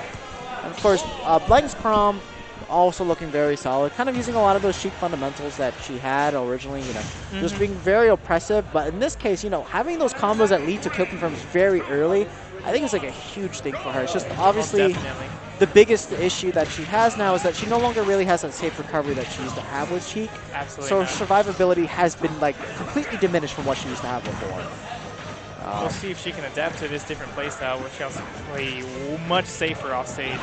Yeah. But she's just immediately with the forward Oh no, smash. and she burned her jump immediately, but Oh still my can God. make it back. That's going to be an easy grab there. Back throw. Going to most likely. Oh wow, just drift. I'm surprised we didn't see a laser come out from Dyer there. Just because, like, if he can get that into, like, sneakily hit in that hurt box, he can just push Blank just far enough that he's going to be able to get a solid punishment there, keeping out the pressure of that up air. That's going to do it. God, Dyer is so accurate. Every character he plays just requires so much accuracy. Oh, But yeah. he's so consistent with it. I really admire that. Yeah. I mean, like, definitely Dyer's one of those players where, like, when he's playing properly, you see that he put his life into this game. It just shows with everything he does. Oh, okay. I just got it. Blank's tag, because the tag is Blank. Wait, where is it? It Oh, wow. I get it now. We're slow. I didn't Mind the know. I didn't even concept. know you could do that in this game. Me neither. Today I learned. Okay. Okay, going Good for that call. tilt shield, not safe at all. Blank electing not to try to hit Wolf off stage, which I think, you know, Just it's wired. worth a try at least. The thing though is like, okay, at 141, at least any Chrome button's gonna kill him. But at the same time too, like you saw Dyer throwing out things like that laser. So if he happens to intercept the jump there, or he puts Chrome specifically underneath Pokemon Stadium, Chrome can't really recover from that. It's true. So that's the main reason why you're gonna see Blank very cautious about Oh that. my God. F tilt reaches under the stage. It's one of the most Call oppressive that, tools there. call that one the Zach Ray special. Yeah, pretty much. Oh yeah, not plus on hit, so Blank knowing that throws out that fair. And Dyer's just keeping up the pressure, not letting Blank move at all. Yeah. He knows you cannot give Crom any space because he'll get that inch and he'll take a mile. Yeah. Just like that. Ooh. Like Crom on a fast faller, that's correct. Yep. Okay, got that back in there. No one, ooh, I like rightly the holding idea back. to try and cover a landing, but a little bit too early. Very safe. There we go. Gosh, dang, that's so good. Yes. Why don't I play this character? Do I just dislike myself that much? That's what 70% of the Smash community said, and they made the switch. So, They're showing us that Switch is paying off for sure. yeah, I mean, Now, do you know if he dropped Diddy? you mean Inkling? No, Diddy. Oh, Wasn't he playing yeah. Diddy? So No, I Diddy, mean, oh, you're right, actually, Inkling. so the main thing with Diddy is that he didn't really cover any matchups that Inkling had. So he didn't really play. He said like their matchup spread's very similar, but there might be a few specific characters, like one like Bowser, where Diddy might still be worth going for, just because Banana's still really good against him. Gotcha. But you know, with the change to Wolf, Wolf is seeming like one of those characters where it should be perfectly fine to solo main. Where it's like if Seems you like it. lose, it's going to be mostly because you fundamentally lost because they outplayed you. Exactly. Covers so he has that zoning tool. He has that amazing rushdown Yeah. and kill power. He has it in spades, just like Yeah. Crom, which we might see in a second, because Blank is popping off on that right now. Forward smash. Oh, Just F F tilt might as well be an F smash. Okay, opted not to go for that down air to try and intercept that up B. That's actually something that we saw Goku do a very good job of, just down airing Wolf's up B. Yes. Maybe just a little too nervous, scared of any possible stray hit, just killing Crown outright. Yeah. Oh yeah. Nice forward tilt from Blank, calling out that dash attack. Surprised we didn't see Dyer actually try to cover his back with an F tilt there. Because if you're able to stuff out Blank, then you know you're gonna be doing something right. Okay, there we go. Wow. Wow, that works. Okay. That covers life extremely well, actually. Okay. dropping combo very slightly. Oh man, I like that idea of how he wanted to cover that tech in place. I mean tech in. But The Blank's not roll, gonna get to him. God, I keep seeing the up B combos on Crom. It's just so satisfying to see. Yeah. But definitely one of the things that Blank was using the most with that is just as an just as a pure out of shield option, attack on that damage and just get a punish there. Just it's something that you can do, quickly cover yourself, still got armor on it. Great sight. And it just gives you a good positioning overall. Definitely. But it might not matter here. Oh man, no jump on A couple Wolf. more reads and that's curtains. Yeah. One more good hit. Ooh, not quite. Still has advantage though. Oh man, that was Oh my scary. god. Dyer is going for the ride. She's giving him a complete tour of Smash Bros. It's he's like, got here's more this than a tour villager over already. here. Let's go to this side of the stage. Nice get up attack.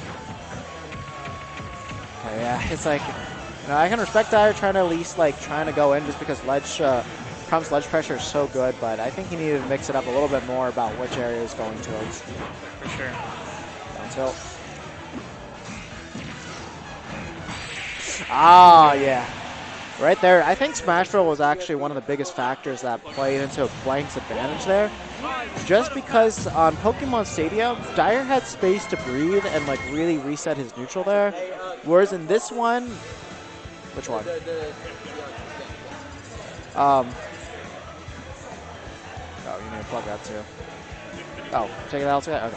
So with Pokemon Stadium, if Blank got any hint of advantage, Dyer was able to land, reset himself, and establish his dominance there. Where here, it came down to really key critical decisions on Dyer's part, where he needed to assert himself, but every single time it came up, he missed, and then he just ate the ultimate punish there. Yep. So just could not land at all. I'm expecting either a Kalos. I don't think he likes playing on Yoshi's Island Brawl, so I don't want to see that. Say Kalos, maybe, or Town City. Yeah, that's another big stage. I was just expecting a big stage at the end of the day.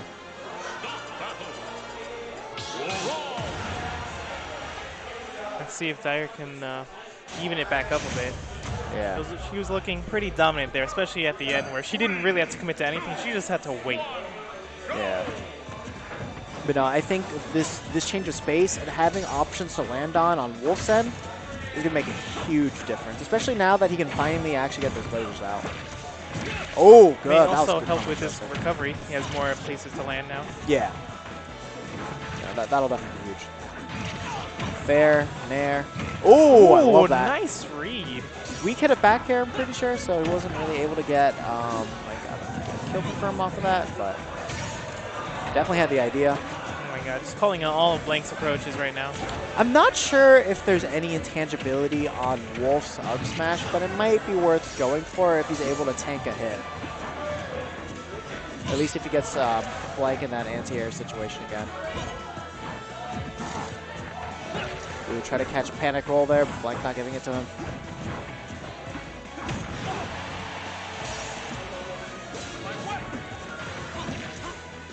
So something that Dyer needs to keep in mind is there is no hitbox on the way up from Crom's Aether.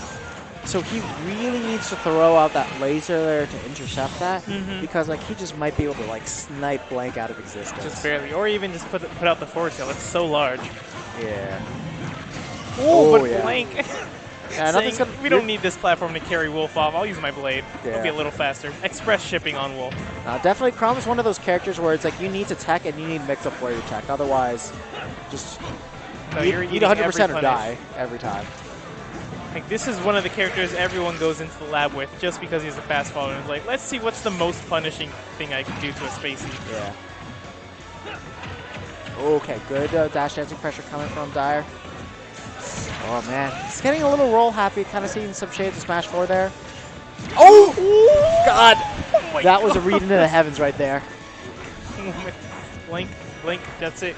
Blank just has Dyer's number right now. Yeah. You know, something that I'm not seeing Dyer going for is I don't see any lasers coming from him. There is space he can control. There is ways that he can annoy and get in Blank's head. And then when it comes to those moments, he's going to just be able to get those punishes. The other thing, too, is he needs to stop with these rolling. These rolls are getting extremely obvious. He didn't punish that. He could have down smashed him or up smashed very easily.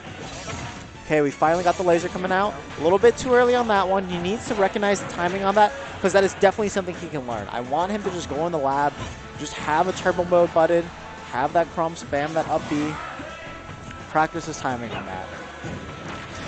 Ooh, nice back air. This it? Nope. Blank electing to just let Dyer come to her. No jump on Dyer's. Oh, wait, he had a jump. Okay. Does Crom have a kill throw? No. I think he should just because of Roy. Oh my god. Just waiting. All right, Dyers need to play this. Oh my god, that roll is not what you want to do. Dyer needs something just to even this up. And oh, that is it. Yeah, that's the thing. Like at that point, any trade's going to do it. What you want to do is you want to focus on those lasers, build up that damage, so then that way you can go for those hits and you can't just get be negative on hit. Because that's the thing you need to realize. Like Blank was able to up air out of some of his combos, and like that gives a free combo for Crom. And in this case, at 140%, you're just going to die at that moment. Yeah. So when you get to those moments, focus on your lasers, focus on those moments where you can get those guaranteed hits where you won't be negative on hit. Knowing those is going to be half the battle, especially against a character like Crom. Yeah, it did seem like Dyer lost his patience at the very end there. Exactly. He just wanted to get in and start a combo, and that and at the that rolls, point, he just yeah. I don't know, what were you going to say at that point? But at that point, all Blank has to do is react and just put out an F tilt. And because this isn't Roy, they have power through the entire blade. Any kind of straight hit will just work. Yeah, that's so true. All right, so that is going to do it for us. Guys, it's been a pleasure commentating here at Juicy's Weekly. I'll try to get out here more often. Don't guarantee to have Wednesdays off every week, but I'm going to try to get Wednesday, Thursday off so that way I can be here in SmackDown again. As always, Blitzbay, great commentating with you too. I'll see you in 3 seconds when we go get food. Yeah, we're peacing out, so catch you guys later. Follow me at VG Bootcamp at VGBC2. Yeah, you can follow me at the Wank Thing. If you want to keep up with any Duck Hunt action, I'm going to be uploading 2 guides fairly soon once I get around to polishing them up a little bit. So if you're interested in learning more about them, have that. Also, stay tuned for Come to Papa 3. Check out Come to Papa 3. $40 right now for the Venue 3. It's 2 days, 24-hour venue, round robin pools. Can't get any better experience than that, and a lot of more things to be announced soon. Things coming up. You might meet the love of your life even if you come to Papa 3. That's very true. April, end of April. Come out. 27, 28. It's going to be hype. Catch you guys later.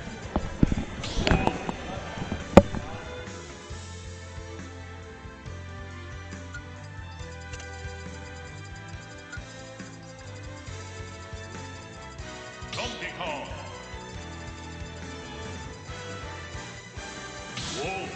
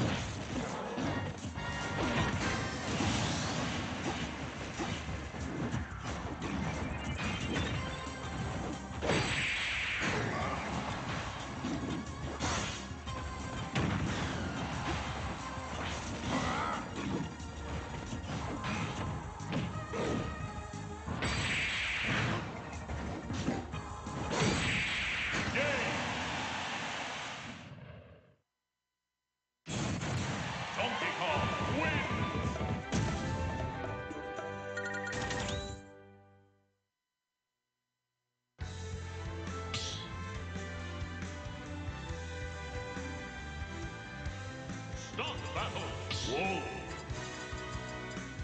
Donkey Kong.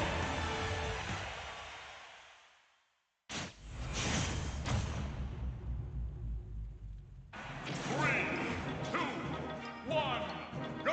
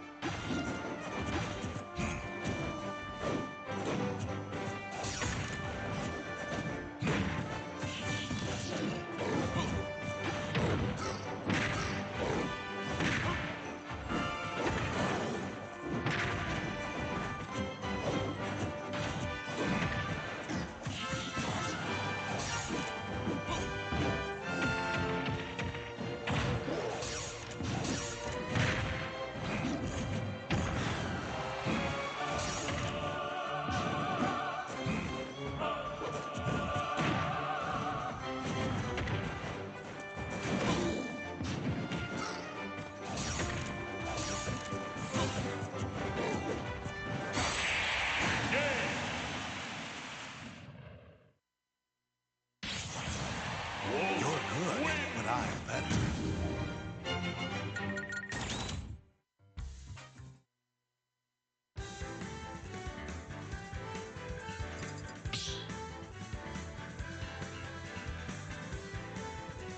Start battle.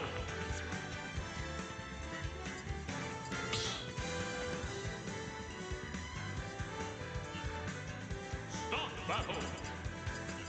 Whoa. Donkey Kong.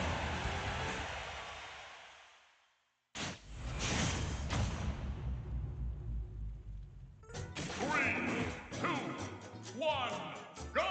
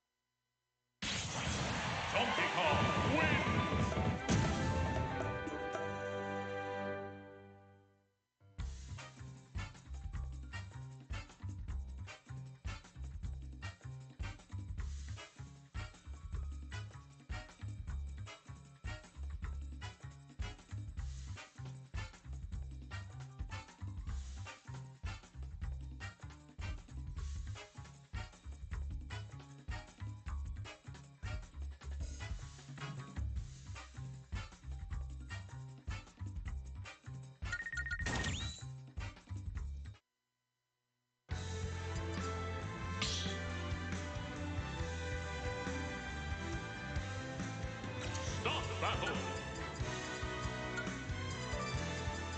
Falco.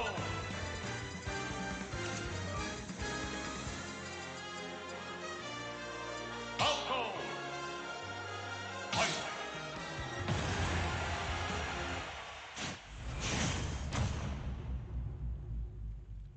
3, 2, 1, go!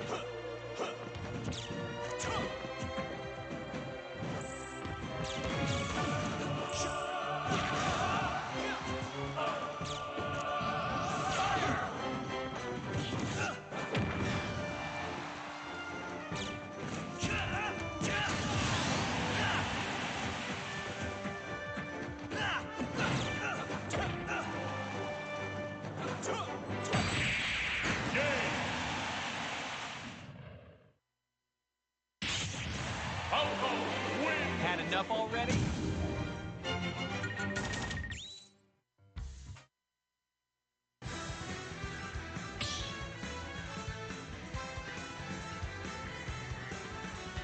Stop battle. Falco. Fight.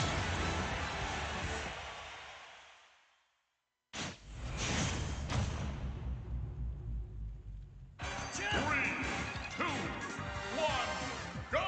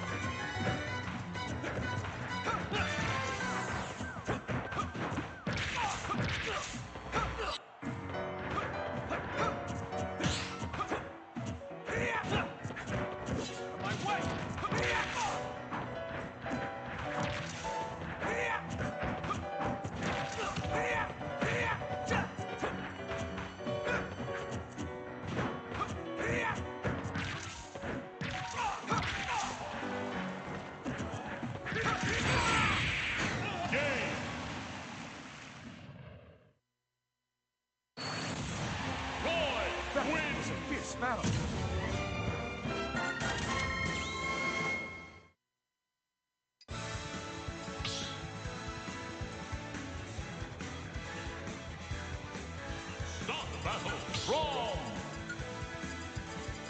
Roy.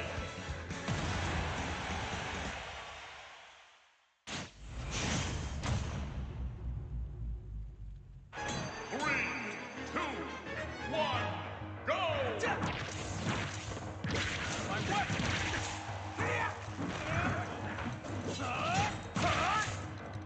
My way!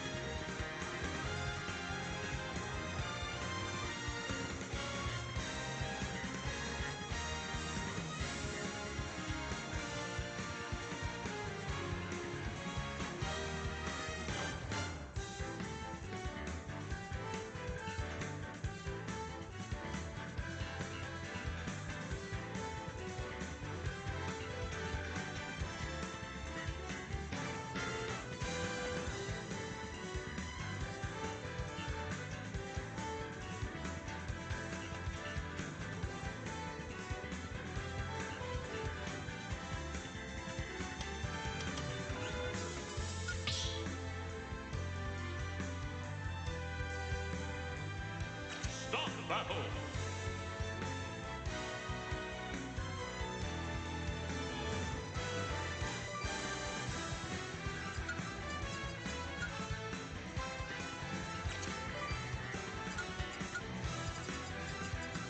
Falco.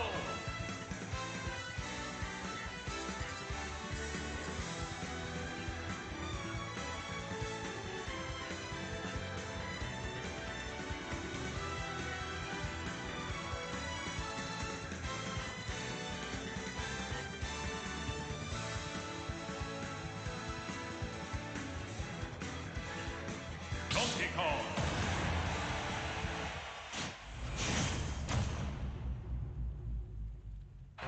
Three, two, one, go!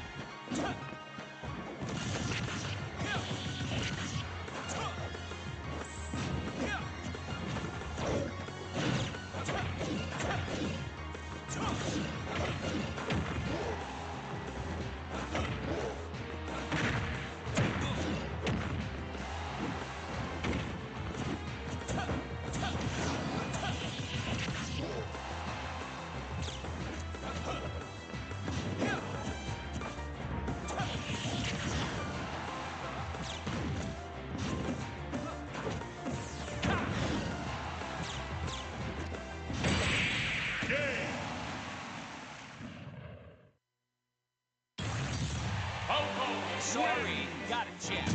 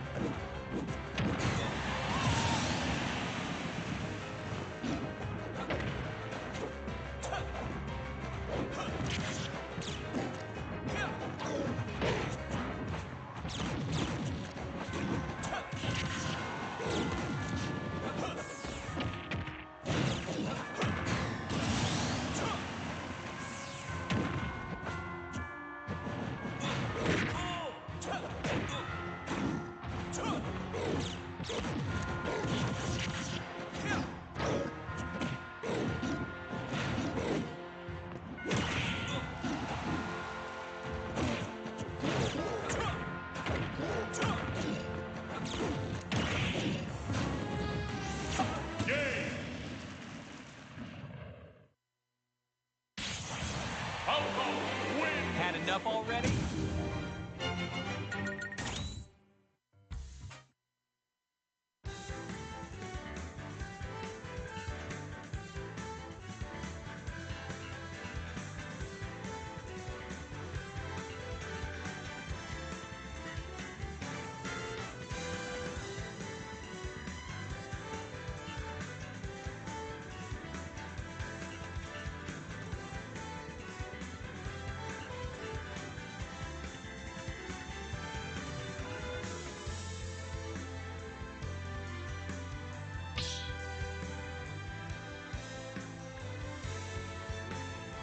Start the battle.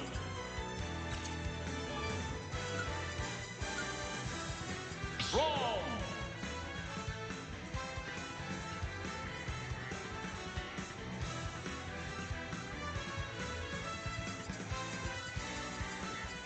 Falco.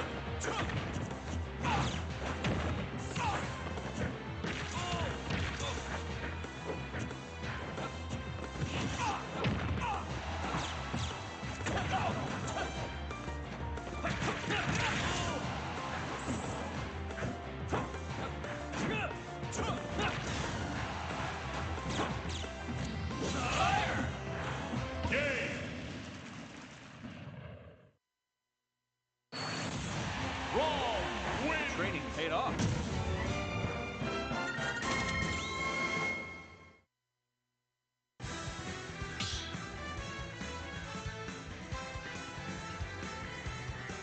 Stop the battle.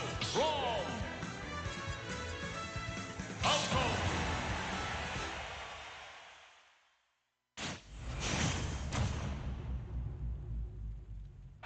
3, 2, 1, go!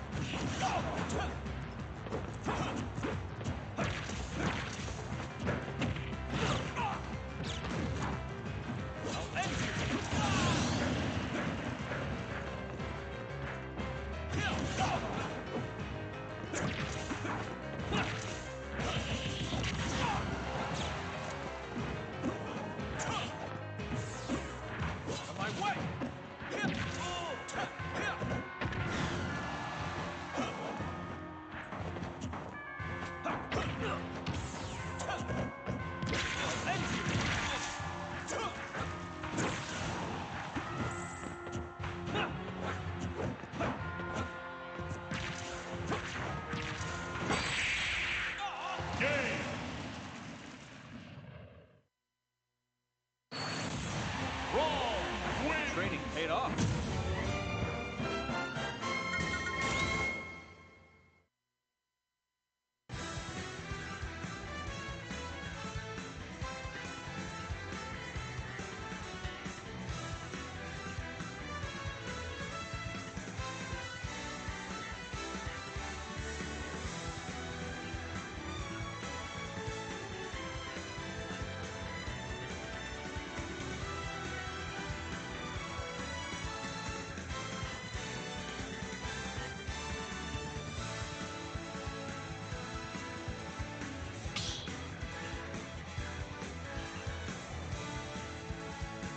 Stop the battle.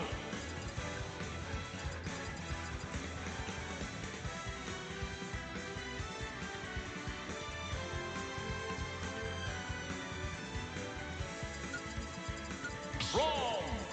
Joy.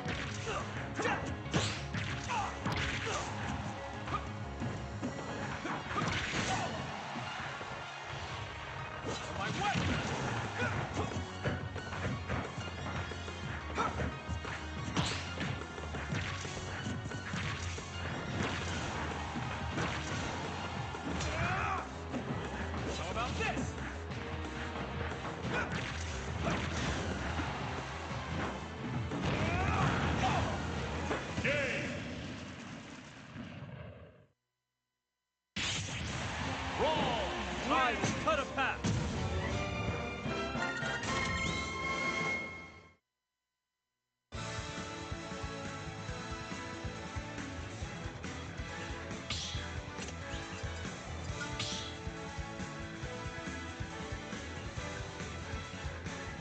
Stop battle. Roy. Snake.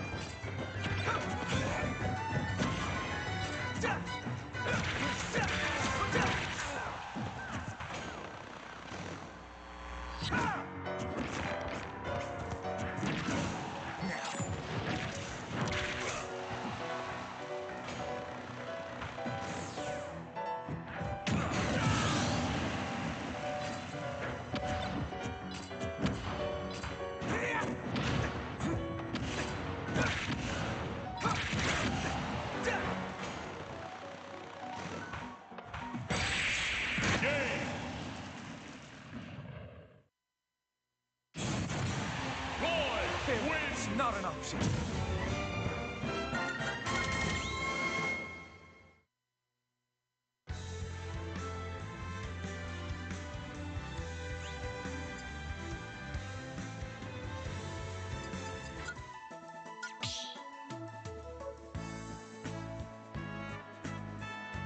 Start battle. Brawl. You two. Roy.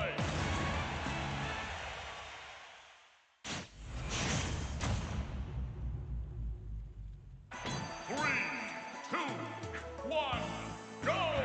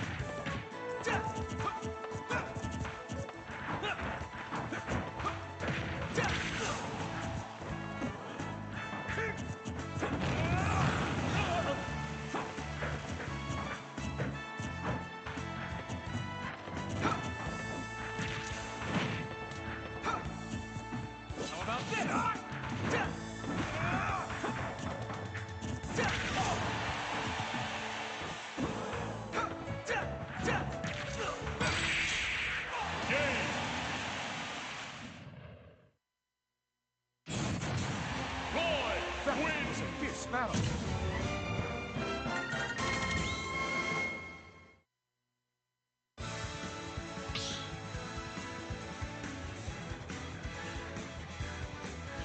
Stop the battle. Roy, wrong.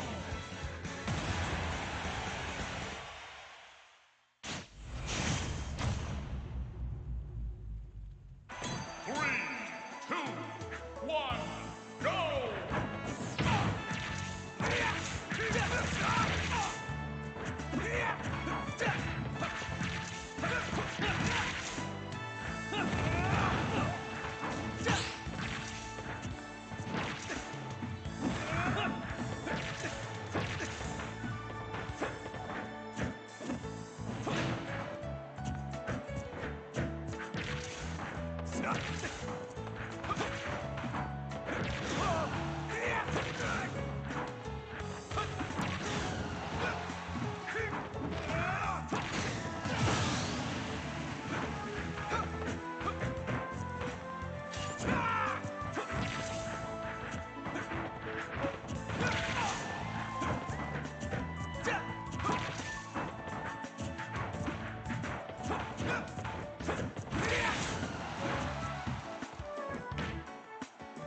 about this?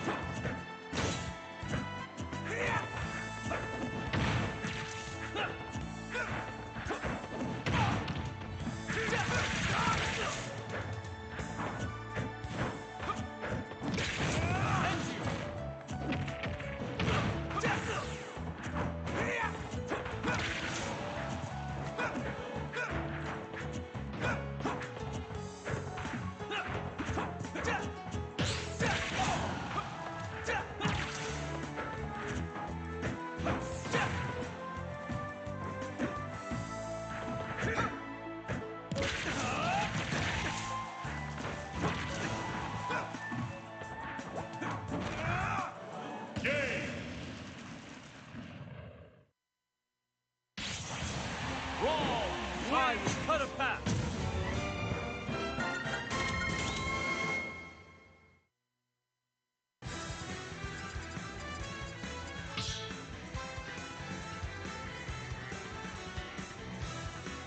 Start battle.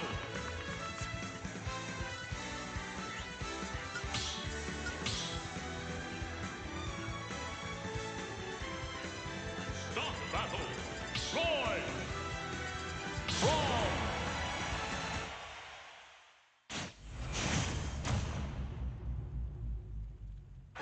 Three, two, one, go!